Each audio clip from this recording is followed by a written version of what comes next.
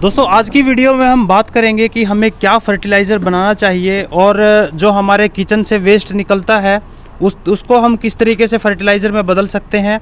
आज इसी टॉपिक पर हम बात करेंगे। तो दोस्तों बने रहिएगा मेरे साथ। चलिए देर ना करते हुए वीडियो को शुरू कर लेते हैं।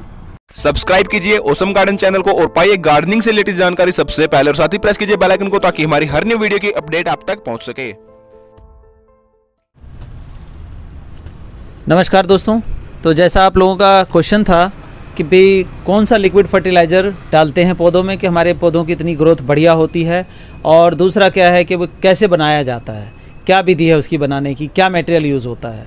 तो मैं उसके ऊपर बनाने जा रहा हूँ। वैसे तो इसका प्रोसेस बहुत लंबा है जो लार्ज स्केल पे करें तो, लेकिन जो आपको इजीली अवेलेबल हो वो प्रोसेस मैं आपको बताने जा रहा हूँ। और वो प्रोसेस है आपके किचन बेस से कैसे जो लिक्विड फर्टिलाइज़र या सॉलिड फर्टिलाइज़र कैसे बना सकते हैं। जो किचन में आपकी चीज़ें हैं, जो वेस्ट बचता है, चाहे वो आलू का छिलका है, सेब का छिलका है, टमाटर का छिलका है, या बाकी गोभी का हो गया, मटर का हो गया, तो ये सब चीज़ें हमें वेस्ट करने की बजाय हम इसको बेस्ट यूज़ में ले सकते हैं, जो कि हमारे प्लांट्स के लिए बहुत ही बढ़िया होता है।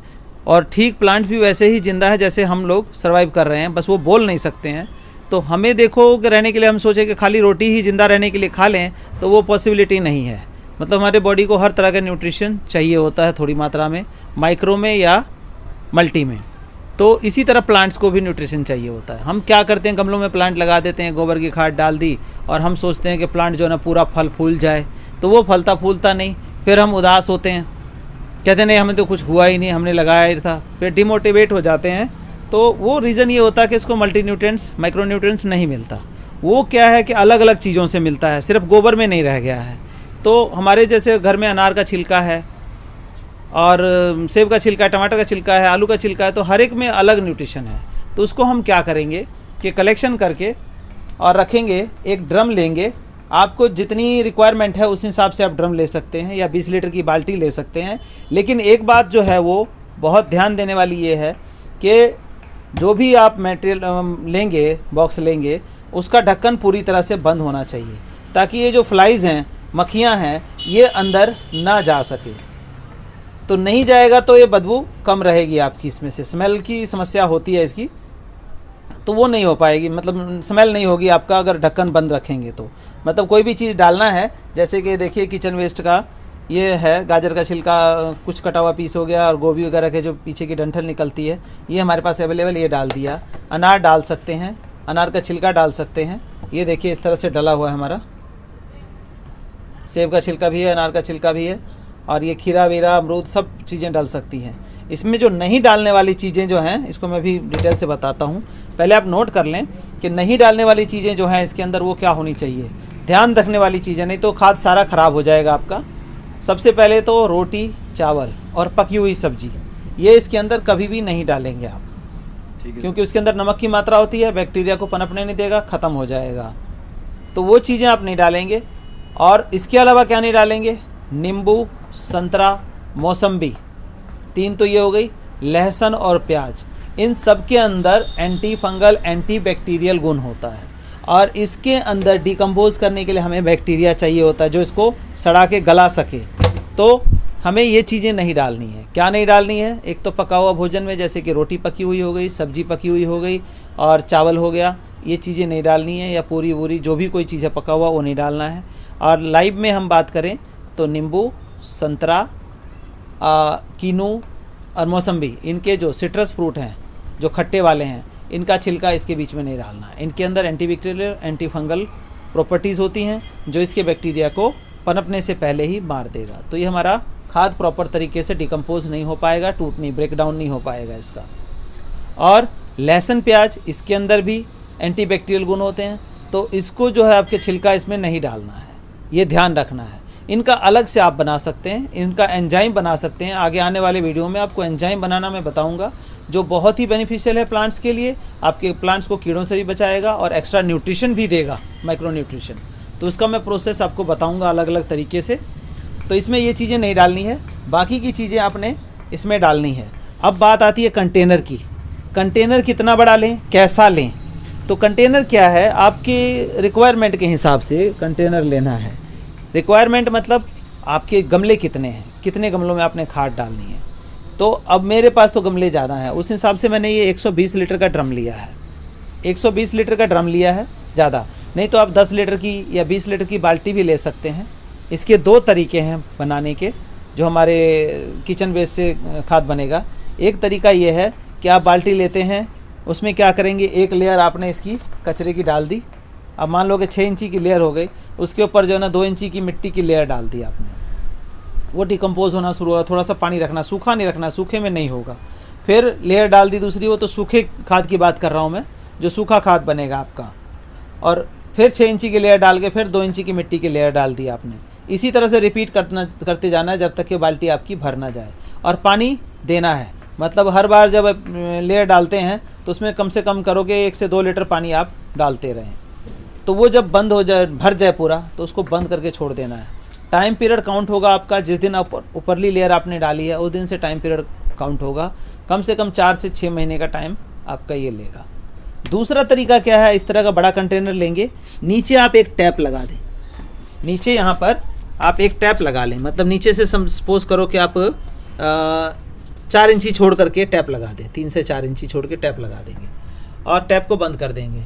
इसमें आप मटेरियल डालते जाएंगे। टैप मतलब सर जो नल होता है? हाँ, नल एक लगा देंगे। हाँ जी, हाँ जी। तो उसको खोल के आप इसको छान सकते हैं। लेकिन नल लगाएंगे, नल के इसके पिछली साइड, अंदरली साइड जो है, एक जाली लगा देंगे नल के ऊपर, ताकि जो ये हमारा मटेरियल है वो उसके अंदर फंसे नहीं, जाली से छन के बाहर आए जब भी हम निकालें उसको। तो इसमें आप डालते जाएंगे। और सपोज करो कि आपकी 6 इंची की लेयर हो गई, 6 इंची की लेयर हो गई, तो इसमें क्या करना है आपको, एक डीकम्पोजर बैक्टीरिया आता है, वो बैक्टीरिया आपको 2 लीटर 3 लीटर जो है हर बार डाल देना है। और बैक्टीरिया कैसे बनेगा, वो भी एक प्रोसेस है।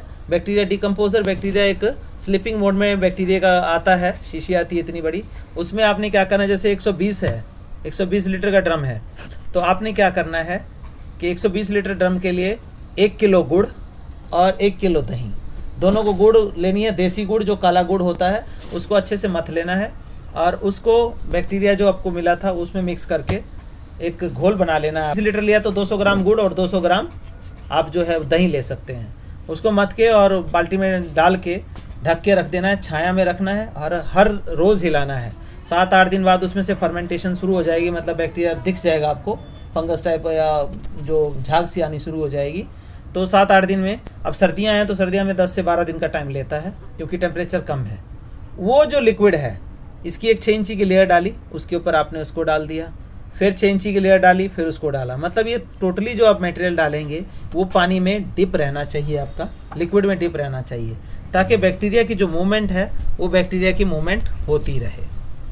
तो इस तरह से करके आप इस ड्रम को भरने तक वेट करना है। जैसे देखिए मेरा ये लगभग भर गया है, अब ये काला हो गया है, इसको मिलाते भी रहना है थोड़ा थोड़ा। जैसा कि मैंने ये प्लास्टिक की पाइप रखी हुई है और इससे हम ये देखिए इस तरह से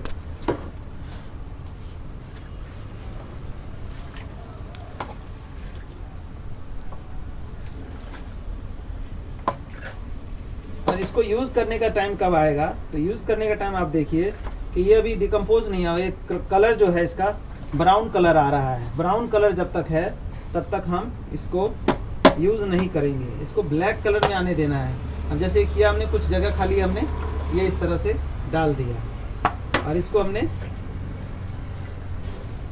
डिप कर देना है। इसके अंदर बैक्टीरिया हमने डाला हुआ है जो इसको डिकम्पोज करने का काम कर रहा है। तो लगभग 6 महीना होगा, बिल्कुल ही ये डिकम्पोज हो जाएगा आने वाले, मतलब ये समझो कि अप्रैल मई में ये तैयार हो जाएगा हमारा। पिछले 4 महीनों से हम इसका कर रहे हैं, तो अब भर गया। अब हम इसके अंदर नहीं डालेंगे, इसको बिल्कुल बंद कर देंगे। बस ये है कि आपको 5-4 दिन में एक बार हिला देना है, ऊपर नीचे कर देना है और ये ढक्कन इसको बंद रखना है इस तरह से। तो इसका जो पानी है सर, उसे हम लिक्विड फर्टिलाइजर के रूप में यूज कर सकते हैं और जो इसका सॉलिड मटेरियल बचेगा उसे हम सूखे खाद के रूप में गमलों में मिलाने के काम में ले सकते हैं। लेकिन एक चीज़ जो प्रिकॉशन जो है, ये मैंने आपको बता दिया कि नींबू, संतरा और किन्नू वगैरह के छिलके नहीं डालने हैं, दूसरा पका हुआ भोजन नहीं डालना है, तीसरा और लहसुन के छिलके नहीं डालने हैं। उसके अलावा जो है इसको यूज़ करने का प्रिकॉशन क्या है, जो आप लिक्विड निकालेंगे जी सर, कंसनट्रेटेड फॉर्म में होगा, 1 लीटर के अंदर 5 से 7 लीटर पानी मिला के तब आप प्लांट में देंगे according to the size of plant. और इसका जो खाद बनेगा जो सॉलिड,